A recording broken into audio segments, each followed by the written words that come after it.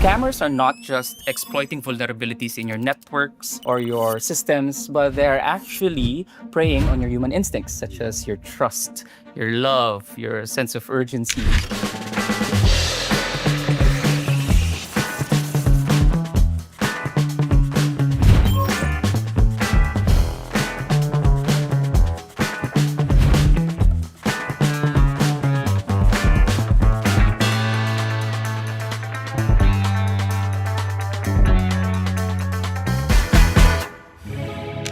Welcome, everyone. We're joined today by two experts who are engaging in one of the most important issues for the Asia-Pacific region, and particularly here in Southeast Asia. But as we know in this part of the world, relationships are built on trust. And oftentimes, these things aren't done in silos.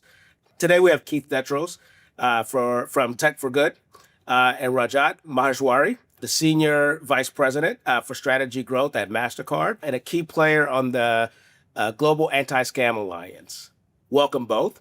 Now, we asked you to bring a drink to represent the work that you do. So starting with you, Keith, tell us what we're drinking today. I actually brought you a pandan blend. I was looking for a drink that represents Southeast Asia, and pandan can be found in our rice, drinks, cakes, desserts all across the region, and reflects what the Tech for Good Institute does. We bring Southeast Asia's perspectives onto the table. So hope you like it. Very nice, very nice. Rajat, what are you drinking?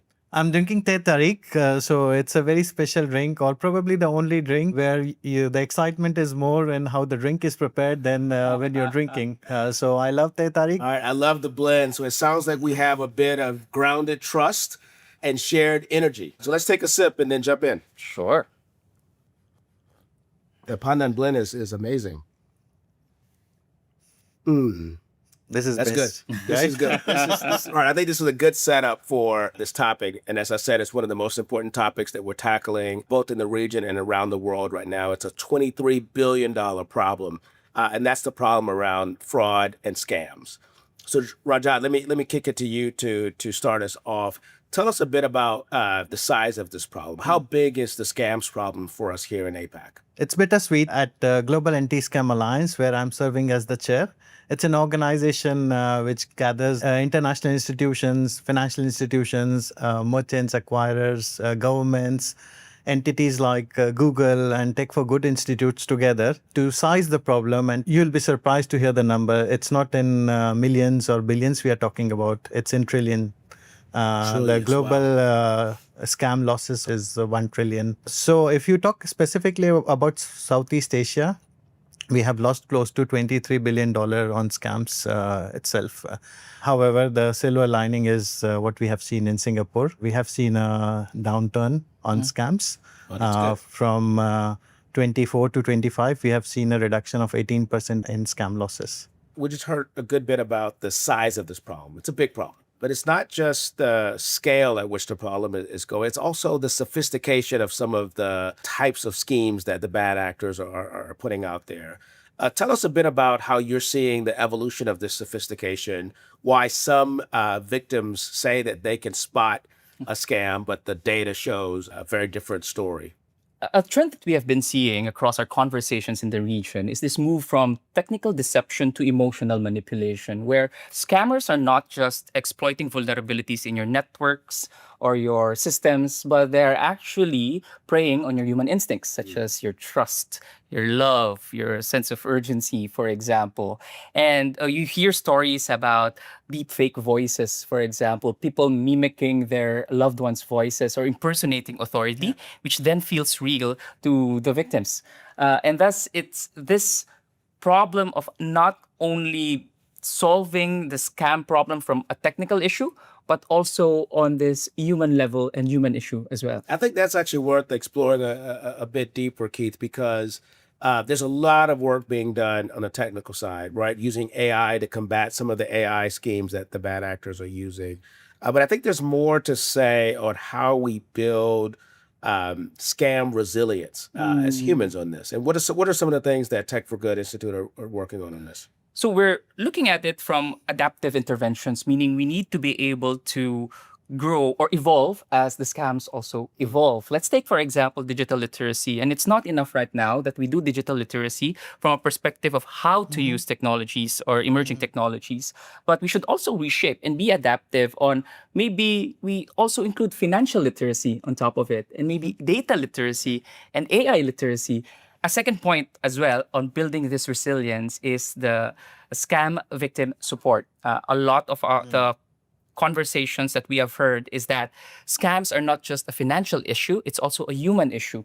And the underreporting comes from shame, from distress. And even a GASA report in 2024 noted that 67% of respondents in Thailand did not even report a scam.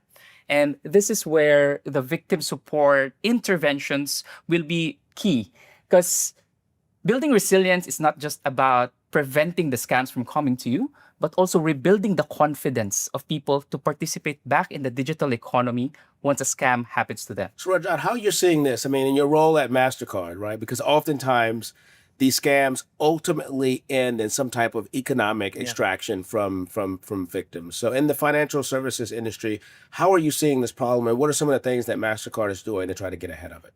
If you see the payment rails, what we operate, usually if you see a bad transaction on your credit card, what you do? Usually you will just call the bank and says that I have not done this transaction. And then there is a dispute resolution mechanism which schemes are providing to see that whether it's a bad transaction, who is responsible and where the liability sits. And then that's how the disputes gets resolved. This changes completely if you talk about the real-time payments. If I'm doing an instant payment to you, there's limited things what I can do, once the money is gone and it's real time.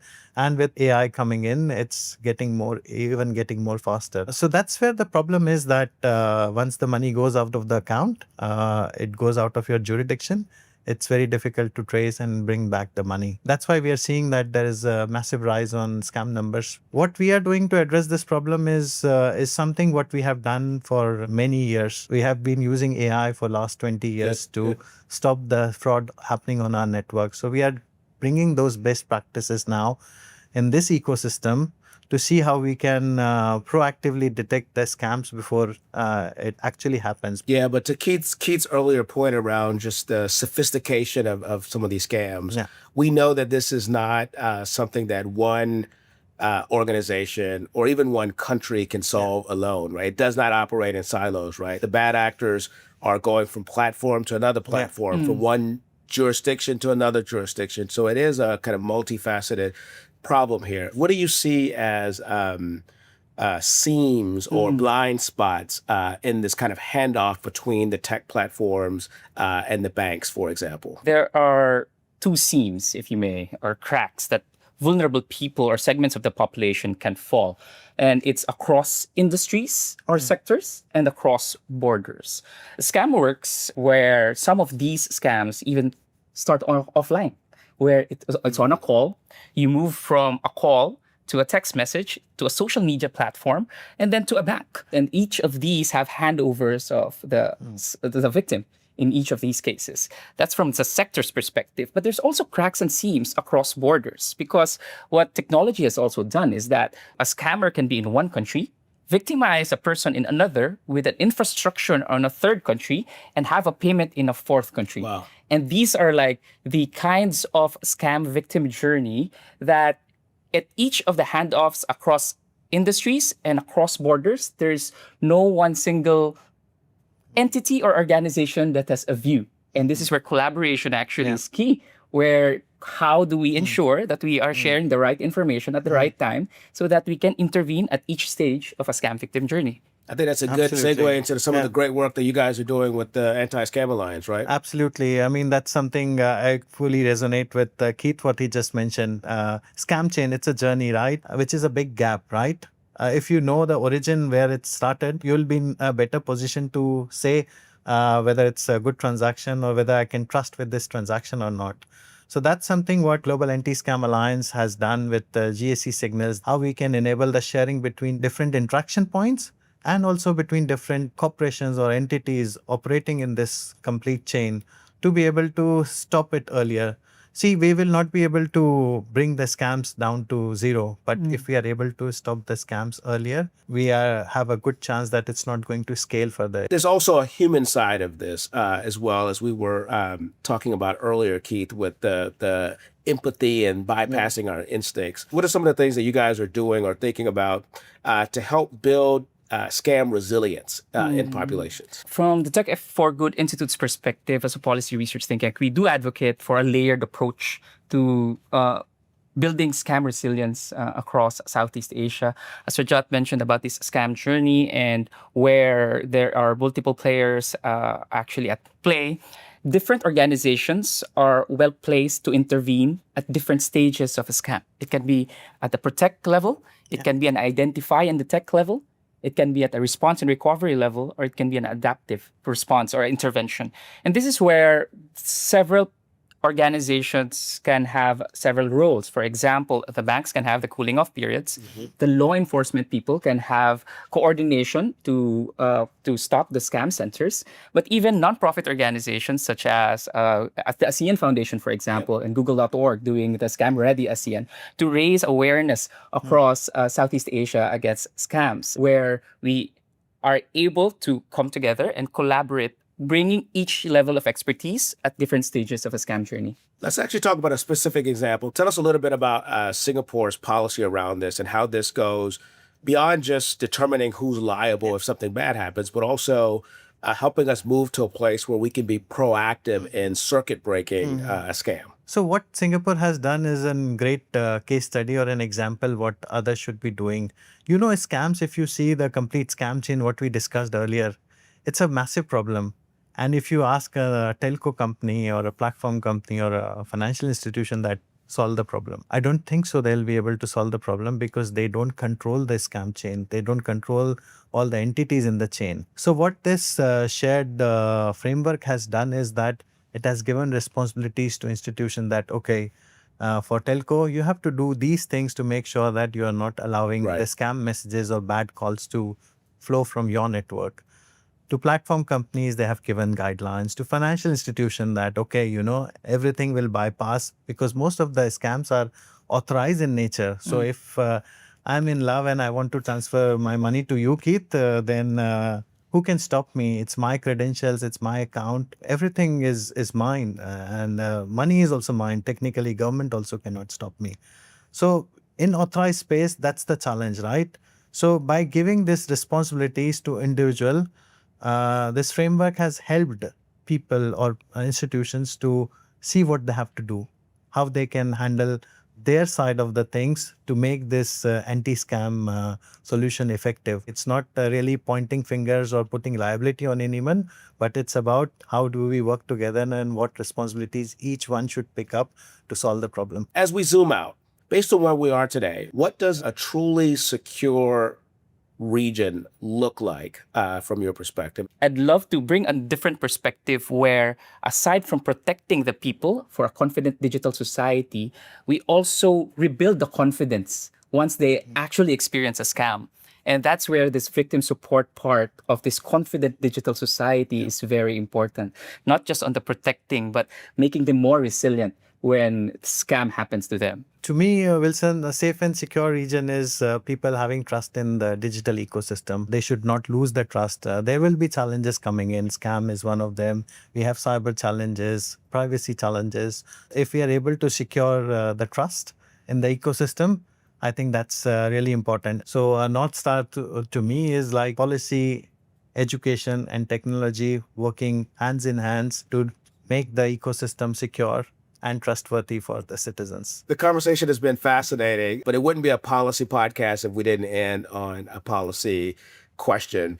If you had a single call to action to policymakers, things that they can do to help us get ahead of this problem, what would be that call to action? I think it's, if I have to describe it in one word, Wilson, it will be collaboration. What we have seen in case of GASA when we started the Global Signal Exchange, we are seeing actually a shift. We are seeing how different organizations from different domain are coming together and sharing the information. And we are seeing the impact as well, that how it can help in reducing the number of scams and also the scam losses. So collaboration is key. We had a punchline for GASA 2025 that you need a network of good actors to defeat a network of bad actors. So, Keith, what about you? What would your call to action to policymakers be? I think inclusion. Let me bring it back to society level. And we often think about last mile in terms of access and connectivity. But a different perspective is last mile should also be on safety. And my call to action is that as we design scam resilience interventions, we hope that we keep the most vulnerable populations in mind so that no one gets left behind as we make a more secure digital economy. Well, Keith, Rajat, thank you so much for the conversation today. Thank you for joining our podcast. Let's go continue to fight this big problem together. Thank you. Pleasure to be Thank here. you, Wilson.